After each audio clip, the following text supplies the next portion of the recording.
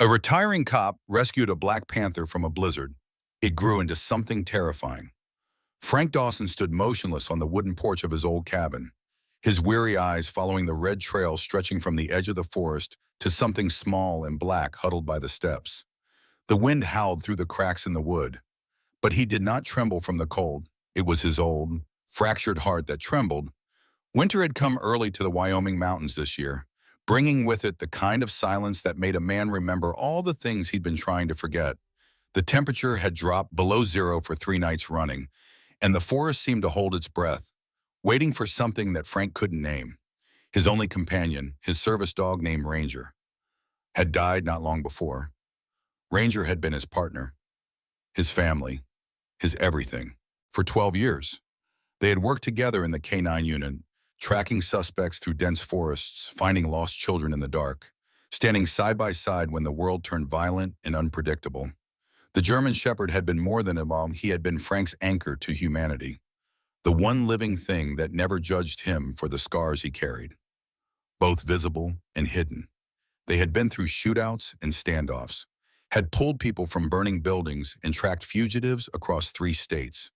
Ranger had taken a bullet meant for Frank once, had recovered after months of surgery and rehabilitation, and had never hesitated to put himself in harm's way again. Now, Frank lived like a ghost, spending his days sitting by the window, staring into the woods, listening to the wind as if it carried voices from the past. The cabin that had once felt like a sanctuary now felt like a tomb, each room echoing with memories of Ranger's presence, the click of nails on hardwood, the soft snoring by the fireplace, the warm weight of a head resting on his foot while he read. A week earlier, he had stood silently in the small cemetery for police dogs, looking at the wooden marker carved with the words Ranger, the last partner. The cemetery sat on a hillside overlooking the valley, where dozens of markers stood in neat rows, each one bearing the name of a boy who had given everything in service. Frank had placed his hand on the carved wood, feeling the grain beneath his calloused fingers, and had tried to find words that meant something, but there were no words big enough to hold what he felt. The other handlers had come, men and women Frank had worked with over the years, and they had stood in respectful silence while taps played from a distant speaker. They had offered their condolences, their shared understanding of what it meant to lose a partner. And then they had returned to their own dogs, their own lives. Frank had said goodbye to many people in his life, his parents, his wife Sarah, who had left when the nightmares became too much, when she couldn't compete with the ghosts that followed him home from every shift, fellow officers who had fallen in the line of duty. But this time was different. This time, there was no one left to return to. The cabin waited in the mountains, empty and cold, and Frank had driven back to it, knowing that he was returning to nothing but memories and silence. He had stopped at a liquor store on the way, had stared at the bottles for 10 full minutes before walking out empty-handed, knowing that drowning himself wouldn't honor Ranger's memory. That night, while driving aimlessly through a snowstorm, he saw a dark shape trembling in the snow, small, blood-streaked around the muzzle. He had been on his way back from town, where he'd gone to pick up supplies he didn't really need, just to have a reason to leave the cabin for a few hours. The storm had come out of nowhere, the way they often did in the mountains, turning the world into a swirling white void. The radio had been playing country music, songs about loss and longing that matched his mood too perfectly. He almost didn't see it, just a shadow against the snow, barely moving, a dark smudge on the pristine white canvas that stretched in every direction. He thought it was a puppy, maybe abandoned or separated from its mother, left to die in the merciless cold. Frank pulled over, his old pickup truck's headlights cutting through the falling snow, and he grabbed his flashlight from the glove compartment. The wind hit him like a physical force when he opened the door, stealing his breath, but he pushed forward anyway. He knelt in the snow, his knees protesting the cold and the old injuries that never quite healed, the torn ligaments from a chase through rough terrain, the arthritis that had settled into the joints after too many winters spent outdoors. And when his trembling hand touched the fur, he felt warmth, life, and fear intertwined. The tiny creature lifted a paw, claws retracting, gently gripping his finger as if pleading. It was such a human gesture, so full of desperate hope. that something cracked open inside Frank's chest. The creature's eyes met his golden eyes that seemed far too aware, far too intelligent for something so small and helpless. Tears welled in Frank's eyes for the first time since Ranger's death. He hadn't known he still had tears left to shed. He had thought that part of him had dried up and blown away like dust. He carried it home, wrapped it in a blanket, and placed it beside the fireplace. The drive back had been slow and careful, with the small creature bundled against his chest, its heartbeat fluttering like a trapped bird. Frank had talked to it the whole way, his voice rough and uncertain, saying things like, "You're going to be okay," and "I've got you now." Words he hadn't spoken aloud in months. Once inside the cabin, Frank built up the fire until it roared, filling the room with warmth and light that pushed back against the darkness pressing at the windows. He brought out old towels and fashioned a bed, placed a shallow dish of water nearby, and simply sat watching the small creature breathe. Under the flickering light, its fur shimmered, the black coat revealed faint smoky patterns beneath, like shadows moving beneath dark water, like storm clouds at midnight. It wasn't a puppy, even in his grief-clouded state. Frank could see that now. The ears were different, more rounded, set differently on the skull. The shape of the head was wrong for a dog, and the paws, even as small as they were, showed hints of something more powerful, more dangerous. But Frank didn't care. The world had taken so much from him, his career, his marriage, his sense of purpose, and finally his partner. And here was something small and helpless that needed him. Feeling the faint heartbeat revive in his palm, growing stronger with each passing minute, the rhythm becoming more steady and confident. He knew he hadn't just saved an animal, he had found a reason to live again. For the first time in weeks, Frank felt purpose flowing back into his veins, like blood returning to a limb that had gone numb. He had something to protect, something to care for, someone who needed him to be strong. He named it Shadow, because it seemed to belong to the darkness and the in-between places. Neither fully wild nor tame, neither quite real nor imagined. The name felt right the moment it formed in his mind, as if it had always been waiting there, as if this creature had always been destined to carry that name. Shadow. It spoke of mystery and companionship, of something that follows faithfully but maintains its own nature. At first, Shadow was weak and quiet, sleeping for hours by the fire, waking only to lap at the warm milk Frank offered in a shallow dish. Frank had called Rachel Whitman, the veterinarian who had cared for Ranger, and asked her advice about caring for an injured animal. She had given him instructions over the phone, and he'd followed them carefully, checking Shadow's temperature, examining the blood around its muzzle, which turned out to be from a small cut. Nothing serious, and making sure the creature stayed hydrated and warm. Frank sat in his chair nearby, watching the small creature with an intensity that surprised him. He found himself talking to it the way he had once talked to Ranger, filling the silence with stories and observations, the sound of his own voice becoming less strange and hollow with each passing day. He told Shadow about his years on the force, about the cases that had haunted him, about Sarah and how she'd loved to garden, about his parents who had both been teachers and had taught him that kindness was strength, not weakness, but its eyes golden, deep. Intelligence startled Frank more than once. They were not the eyes of something young and unformed. They held an awareness that made Frank feel seen in a way he hadn't been since Ranger died. Maybe in a way he'd never been seen before. Each time he spoke, Shadow lifted its head, tail twitching slightly, as if considering his words with careful attention, as if truly understanding not just the sounds, but the meaning behind them. One night, about a week after Frank had found Shadow, a gust of wind knocked Ranger's old collar off the shelf where Frank had placed it like a shrine. The leather and metal clattered to the floor, the tags jingling with a sound that Frank had heard 10,000 times but would never hear again from Ranger himself.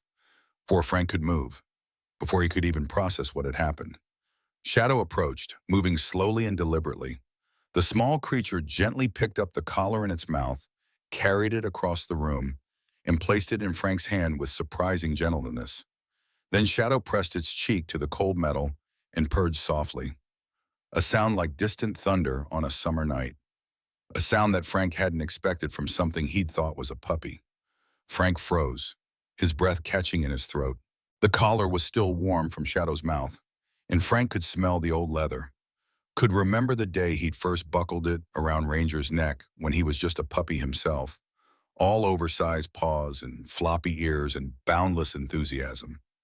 "You miss him too, huh?" he whispered, his voice rough with emotion. "Or maybe you both never really left." The thought was strange, possibly crazy, the kind of magical thinking that Sarah had always gently discouraged. But in that moment, it felt true in a way that transcended logic. There was something of Ranger's spirit in this place, in this creature, in the way Shadow seemed to understand things that shouldn't be understood. From that night on, he began calling Shadow his new partner, and somehow that made the loneliness a little more bearable, made the cabin feel a little less like a tomb and a little more like a home. Time passed, the snow melted into spring mud, and Shadow grew stronger and larger with each passing week. What had started as a small, weak creature that fit in Frank's cupped hands became something substantial, something powerful. By the time the wildflowers bloomed in the meadow behind the cabin, Shadow weighed 30 pounds and moved with a grace that was almost hypnotic. One evening in late March, when the last of the snow still clung to the shadowed places, Frank heard footsteps outside, the crunch of snow underfoot. Too deliberate to be an animal, too cautious to be a friendly visitor. He grabbed his flashlight and his old service revolver, the weight of it familiar in his hand even after years of retirement. The gun had been cleaned and maintained religiously, one of the few habits from his old life that he'd maintained. He opened the door to find a man sneaking near the porch, dressed in dark clothes, his face obscured by a hood. The man looked up, startled by the sudden light and the sound of the door, and Frank saw the glint of something metallic in his hand, a crowbar, probably meant for breaking into the cabin. Frank had dealt with hundreds of criminals in his career, could read intent in body language and eyes, and he knew this man was dangerous. Before he could speak, before he could even bring the gun up and issue a warning, a deep growl thundered through the night, a sound so primal and powerful that both men froze. Shadow had leapt onto the railing, muscles rippling beneath the black fur, eyes glowing amber in the beam of Frank's flashlight. The creature was no longer small. Shadow had grown massive, powerful, every inch of it coiled and ready, muscles taut beneath sleek fur. The sound wasn't a bark, it rumbled like distant thunder, like the earth itself warning of danger, like something ancient and unstoppable. The intruder's face went white with terror as he realized what he was looking at. This wasn't a dog, this was something out of nightmares, something that belonged in the deep wild places where men didn't venture.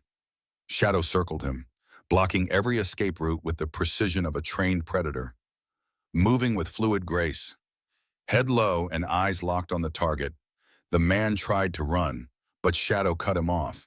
He tried to swing the crowbar, but Shadow was faster, slapping the weapon away with one massive paw and sending it spinning into the darkness. The intruder fell to his knees, hands raised in surrender, and Shadow stood over him, one paw on his chest, teeth bared in a silent warning, until Frank managed to subdue the man and call the sheriff's department on his old radio. When it was over, when the deputies had taken the would-be burglar away and the adrenaline had faded from Frank's bloodstream, leaving him shaky and exhausted, he knelt beside the young panther in the snow, his voice shaking with emotion and wonder. "You a cop too? Huh?" Shadow blinked slowly, the aggressive posture melting away instantly, replaced by something gentle and affectionate, and Frank smiled beneath the falling snow, feeling something like pride and wonder mixing together in his chest. He reached out and ran his hand along Shadow's muscled flank, feeling the raw power contained there, the potential for violence held in check by something deeper, loyalty, perhaps, or love, or simply choice.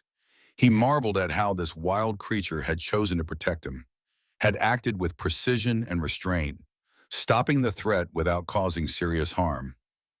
After that night, Frank began to train Shadow not like a K9, but in the only way he knew, with patience and trust. He had trained dozens of police dogs over his career, had learned from the best handlers in the country, had attended seminars and read books, and spent countless hours perfecting his technique. and he applied those same principles now. But Shadow was different. Shadow learned faster, understood deeper, responded to things Frank hadn't even consciously communicated. It was like working with a mouse that could read minds, that anticipated needs and understood context in ways that seemed almost supernatural. He made a wooden stick with a tennis ball fixed at the end, calling it the target. It was the same kind of tool he'd used with Ranger, a simple device that helped teach focus and precision. That created a clear communications system between handler and animal.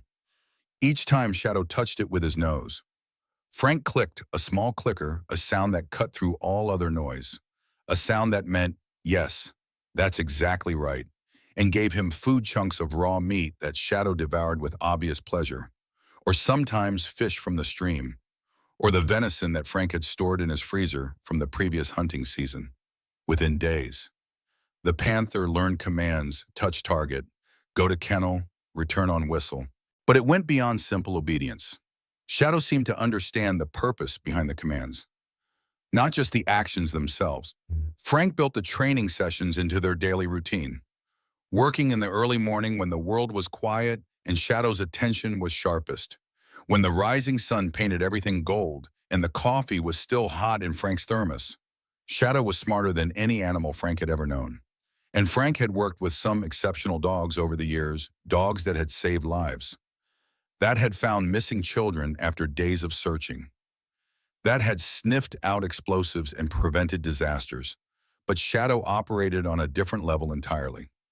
Sometimes Shadow reacted before a command was given, as if it already understood what Frank wanted, as if it could read his intentions in the subtle shifts of his body language or the tenor of his breathing, in the way his weight shifted or his eyes moved.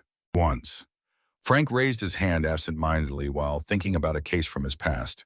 His mind 1,000 miles away, Shadow immediately lay flat, dropping into a perfect down position even though Frank hadn't spoken, hadn't whistled, hadn't done anything conscious to signal the command. Frank froze, staring at the panther in amazement. He hadn't said a word. He hadn't even been thinking about giving a command.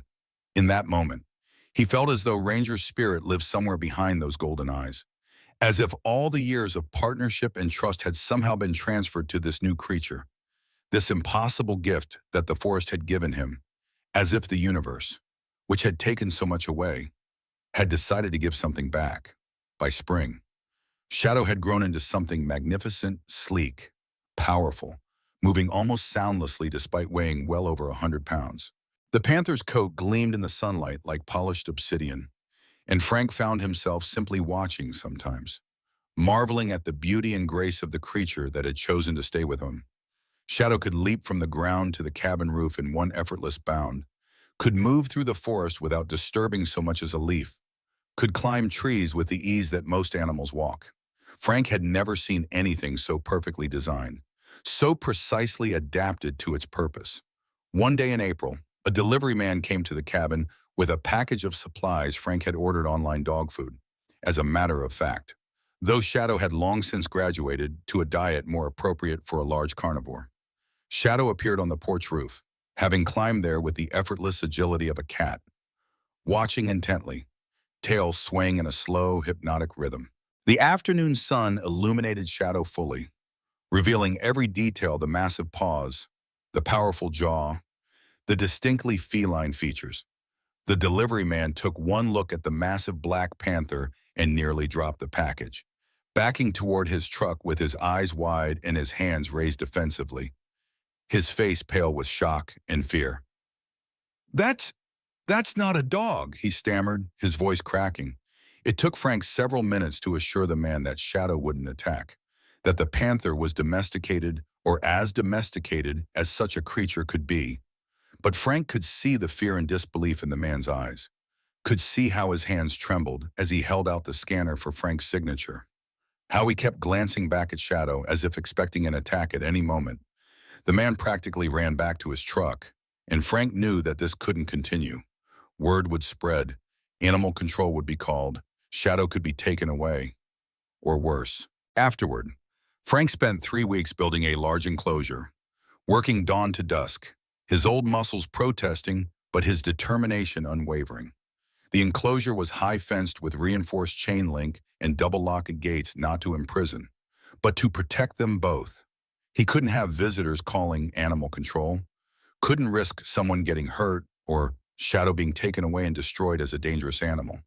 The enclosure was spacious, with trees for climbing and rocks for sunning, platforms at different heights connected by thick branches, and Shadow seemed to understand its purpose, accepting the boundaries without resistance, as if recognizing that this was necessary for their continued life together.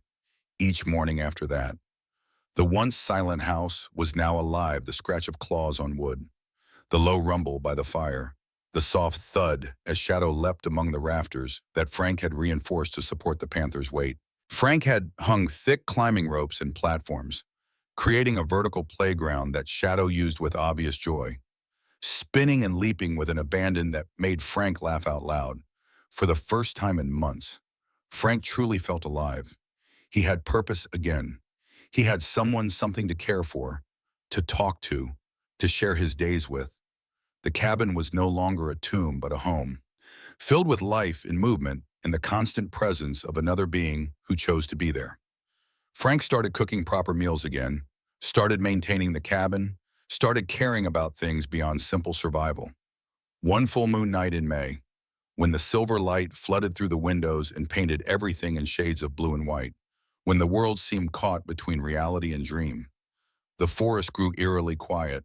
Frank woke to find Shadow standing at the window, body tense, head raised high, every muscle coiled and alert. Suddenly, Shadow lifted its head and let out a long, rasping call, the primal sound of the wild that made Frank's skin prickle with ancient recognition. With genetic memory of when humans were prey and the darkness held real teeth, it wasn't a bark, but something older, something that spoke of deep forests and distant mountains, of territories claimed and challenges issued, of a world that existed long before humans ever walked upright. The sound echoed across the valley, and Frank felt the hair on the back of his neck stand up, felt his heart rate quicken with instinctive fear. This was what Shadow truly was, not a pet, not a dom, but a creature of the wilderness who had chosen, inexplicably, to stay. Yet when the panther turned and rested its head on his knee, the fear melted away, replaced by tenderness and trust. Frank chuckled softly, running his hand along Shadow's neck, feeling the rapid pulse there, feeling the life and wildness contained in this creature who had somehow become his family. "You're still here, my partner."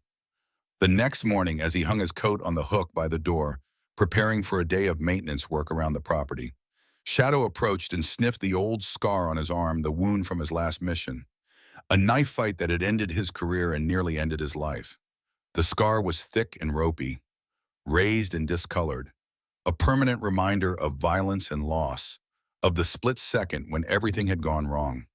Frank had been trying to serve a warrant on a domestic violence suspect, and the man had been waiting with a hunting knife. The scar ran from elbow to wrist, and Frank had needed 3 surgeries and months of physical therapy to regain partial use of his hand. Then Shadow gently licked it, its rough tongue careful and deliberate, purring deeply, as if soothing pain beyond the skin, reaching for wounds that never fully healed, the psychological scars that ran deeper than any knife could cut. "You always know where it hurts," Frank murmured, blinking back unexpected tears. From then on, it became their quiet ritual, Shadow's way of offering comfort for things that couldn't be seen or easily named, for the nightmares that still came sometimes, for the guilt over things Frank couldn't change, for the loneliness that never quite went away even with Shadow's presence. As time went on, the change became undeniable.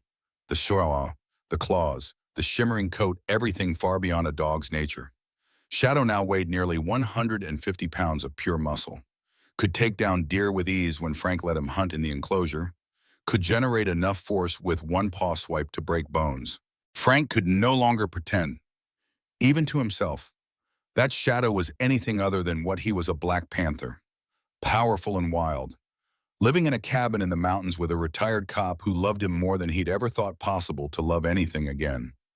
Frank took Shadow to see Dr. Rachel Whitman in early June, who had once cared for Ranger and had been Frank's friend for over a decade. She ran a small veterinary practice in town that specialized in working dogs and wildlife rehabilitation. operated out of a converted barn that still smelled of hay and old wood. They drove there at night, with Shadow sedated just enough to be manageable, wrapped in blankets in the truck bed. When she shone her flashlight into Shadow's eyes during the examination, checking the pupils and reflexes, her eyes widened with shock and something like awe. "Frank, this isn't a it's a Black Panther, possibly a melanistic leopard or jaguar. Hard to say for certain without genetic testing. Probably one escaped from animal traffickers or an illegal private collection." Her voice was carefully controlled, professional, but Frank could hear the concern underneath, the worry for both Frank and the animal. "Do you understand what you're dealing with here? This is a wild animal, Frank, a predator, an apex predator, one of the most dangerous animals on Earth. It could kill you in seconds if it chose to. This isn't like having a large dog. This is completely different." Frank fell silent for a long moment, his weathered hands resting on the examination table, his eyes distant. Finally, he looked up at her, and his eyes held a quiet intensity that made her breath catch, a certainty that couldn't be argued with. "I didn't rescue a wild beast," he said softly, each word deliberate and true. "I rescued a soul, and maybe it rescued me right back." Rachel warned him about legal risks. She explained that keeping a wild animal without proper permits was a federal offense, that someone could get hurt, that Frank himself could be in danger. She spoke about the panther's natural instincts, about the impossibility of truly domesticating such a creature, about liability and insurance, and all the practical concerns that Frank had been ignoring. She told him stories about people who had tried to keep big cats as pets, stories that ended badly more often than not, but Frank simply smiled, a sad, gentle expression that held years of loss and hard-won wisdom. "It saved me first," he said quietly, "when I had nothing left to live for, when I was seriously considering not waking up one morning. Shadow gave me a reason to keep going. I can't explain it, Rachel, but this feels right. This feels like exactly where we both need to be. Some things don't make sense on paper, but make perfect sense in your heart." Weeks later, Rachel invited conservation experts to the cabin, men and women who had spent their lives working with wild animals, who understood the complex dance between preservation and coexistence, who had seen both the best and worst of human-animal interactions. They examined Shadow in July, took measurements and photographs, discussed options in low, serious voices while Frank sat on his porch and waited for their judgment. They suggested moving Shadow to a wildlife rehabilitation center where he could live in a more natural environment, possibly even be released back into the wild eventually, reunited with his own kind. Frank listened to them all, his face impassive, numb, his old cop training helping him maintain control even as his heart hammered in his chest. And then he did something that surprised everyone, something that Rachel later said took more courage than anything she'd ever seen. He hesitated at first, his hand on the enclosure gate, his heart pounding with fear and trust in equal measure. Then he opened it wide, pulling back both locks and swinging the gate open until it stood fully ajar. "If you want to go, I won't stop you," he said to Shadow, his voice rough with emotion but steady with resolve. "If you need to be free, then go. I won't hold you here. You don't owe me anything." The experts watched, fascinated, as Shadow walked slowly toward the open gate, moving with that fluid grace that made him seem like liquid shadow. The panther paused at the threshold, looking out at the forest that stretched for miles in every direction, full of trees and prey and freedom, full of mountains to climb and streams to drink from, and the wild spaces that his ancestors had roamed for millions of years. For a long moment, Frank thought his heart would break all over again, thought he would watch Shadow disappear into the trees and never return, thought he would lose another partner to circumstances beyond his control. Then Shadow turned back. The panther looked at Frank, those golden eyes holding intelligence and choice, and then it stepped back inside the enclosure, walked to its favorite spot in the shade, and curled up, tail wrapped around its legs in a posture of contentment and decision. Shadow had chosen. The wildness was in his blood, but home was where Frank stood. Rachel sighed. shaking her head with a mixture of exasperation and wonder, her professional concerns warring with her emotional recognition of something rare and precious.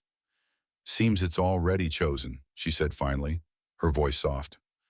"We'll apply for a home care license. You'll be its guardian. Under sanctuary supervision, there will be inspections, regulations, paperwork, mountains of paperwork.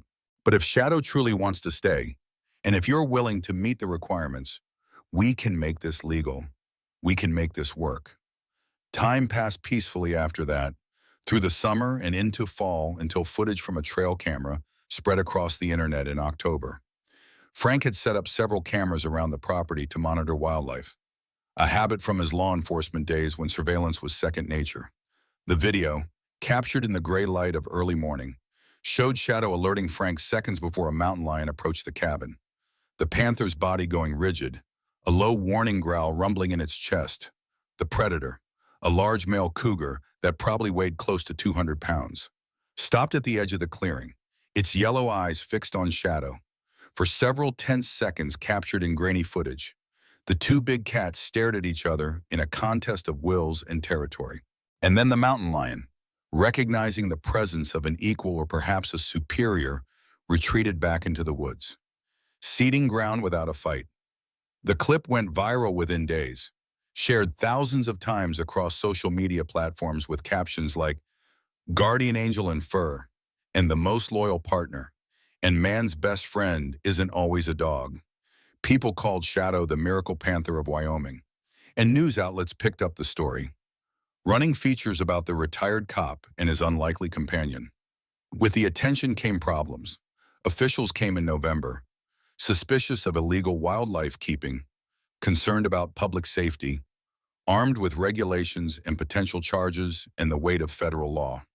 Frank stood calmly on his porch, facing them with the same quiet courage he'd shown during his years on the force when facing down armed criminals in dangerous situations. His voice firm and unwavering.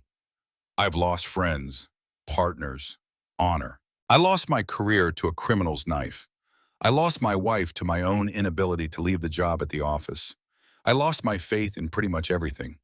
The only thing left is this creature, the one that listens without judgment, that asks nothing of me except companionship and care, that chose me as much as I chose it.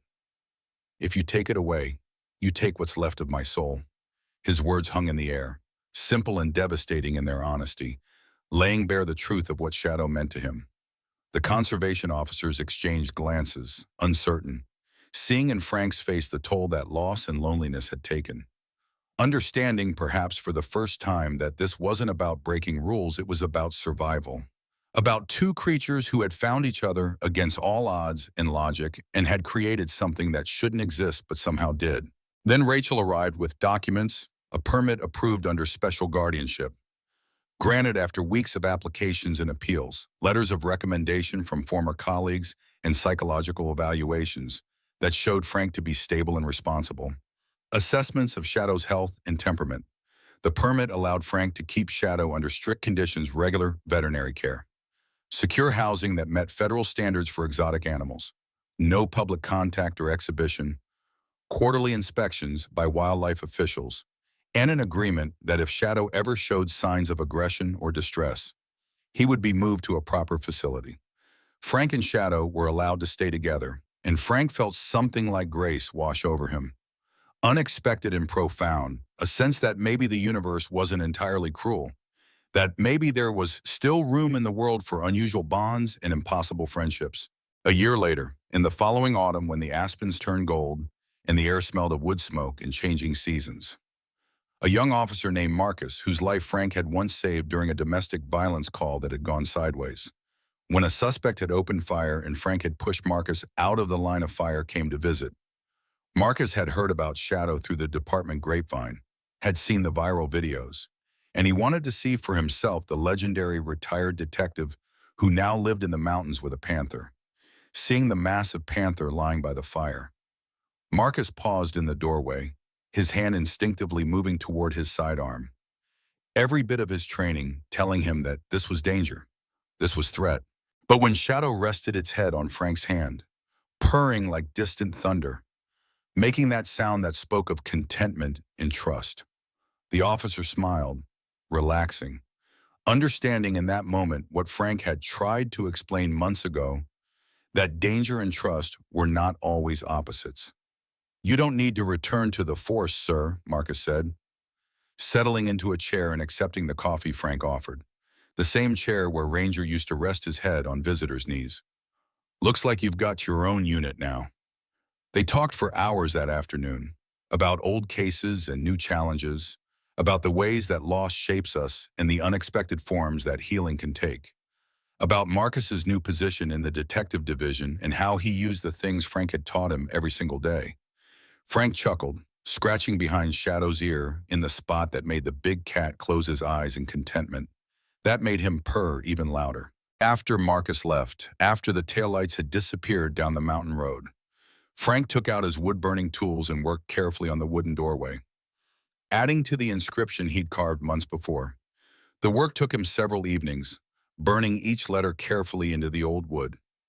Now it read Ranger and Shadow, two halves of my soul, one gone, one remains. Time passed. Frank's hair turned white, his movements slower, the old injuries catching up with him as they always do. The years accumulated like snow on the mountains, beautiful and inevitable and unstoppable. His hands developed arthritis that made the simple act of opening jars difficult. His hearing faded. His back troubled him more with each passing season. One winter, when Frank was pushing 70, when the cold settled deep into the valley and the wind howled like something alive and angry, Frank fell gravely ill with pneumonia.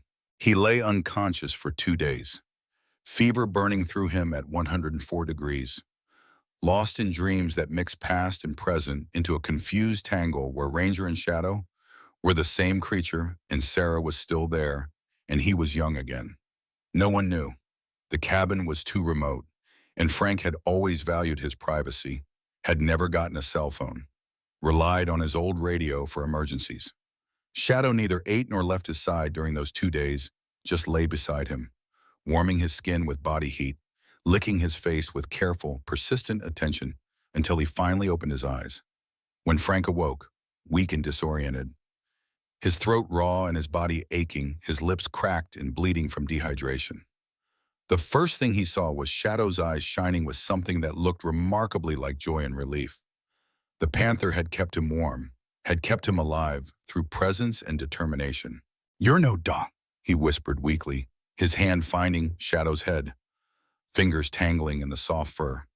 "You're an angel in fur," Shadow purred, the sound vibrating through Frank's chest like a second heartbeat, and Frank felt tears slide down his temples. He would have died here, alone and forgotten, if not for this creature. Shadow had kept him alive through sheer determination, had refused to let him slip away into the darkness. Rachel found them 3 days later when she came for her regular check-in. Found Frank weak but alive. Found Shadow lying guard, and she had cried as she called for an ambulance. That summer, after Frank had recovered his strength, though his lungs would never quite be the same, researchers from the state university played recordings of wild panther calls from deep in the forest, testing Shadow's reaction as part of their ongoing study of the unlikely bond. They set up speakers among the trees on a warm July afternoon and played the territorial screams and mating calls of Shadow's own kind, sounds that had been recorded in Central and South American jungles, sounds that spoke to Shadow's genetic heritage. The panther lifted its head, ears swiveling, body tensed, and listened for a long time. The sounds spoke of territory and hunting, of solitary paths through mountain passes, of the ancient patterns that had shaped Shadow species for millennia, of moonlight hunts in forest kingdoms. For a moment, Frank felt a stab of fear. What if Shadow answered the call? What if instinct proved stronger than choice? But then Shadow let out a soft hiss, a sound of acknowledgement but not acceptance, and lay back down beside Frank, resting its massive head on the old man's knee. Frank smiled, his hand moving automatically to scratch behind Shadow's ears. "The forest is calling, but home is here," he said softly, and the researchers packed up their equipment with thoughtful expressions, making notes about loyalty and domestication that would challenge existing theories about wild animals and their capacity for genuine attachment to humans. Another winter came, snow blanketing the world white once more, transforming the landscape into something pristine and magical. Frank sat in his rocking chair on Christmas Eve, wrapped in Ranger's old blanket that still smelled faintly of dog after all these years. Shadow curled beside him, both of them watching the fire dance and listening to the wind sing its ancient songs. When the moon rose, huge and silver above the mountains, casting long shadows across the snow-covered valley, Shadow let out a hoarse call into the night, not a challenge or a claim, but something more like a song, a declaration of existence and contentment. Frank laughed softly, the sound rough from his old lungs but genuine, filled with joy, and his rough voice joined in two creatures making music together. The sound of man and wild merging into one trembling melody that echoed across the frozen valley, a promise that neither would ever be alone again. A duet that defied nature and logic and every rule about what was supposed to be possible. And in the small cabin deep in the Wyoming woods, surrounded by mountains that had watched over them both, the man who had once lost everything found a family once more, not by blood, but by choice, loyalty, and a love that transcended the boundary between animal and soul. The fire crackled, the snow fell softly outside, and Frank Dawson, who had stood at the edge of despair and looked into the darkness, knew with absolute certainty that he had been saved. Not by luck or chance, but by something more mysterious and more powerful, by the moment when two broken souls found each other in a snowstorm and chose, against all reason and instinct, to stay together. That choice, renewed each day in countless small gestures and quiet moments, was the miracle. That choice was everything. And as Frank drifted off to sleep, Shadow's warmth against his leg, he smiled, knowing that when his time finally came, he would not die alone, but surrounded by love in its purest, most unexpected form. Every rescue begins with a heartbeat that refuses to give up. We're grateful you chose to listen to this one. If you'd like to hear more stories like this, a simple like or subscribe means the world to us.